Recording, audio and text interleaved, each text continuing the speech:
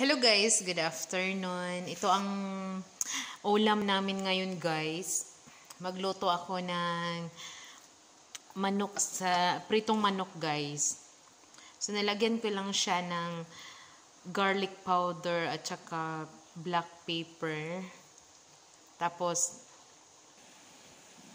ilagay ko siya dito guys. Lutuin ko muna siya. 4 na manok ang ko guys, prituhin. O diba? Yan.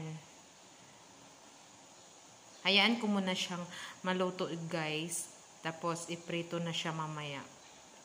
Thanks for watching. Nag-ano pala ako ng kanin. Nagluto na rin.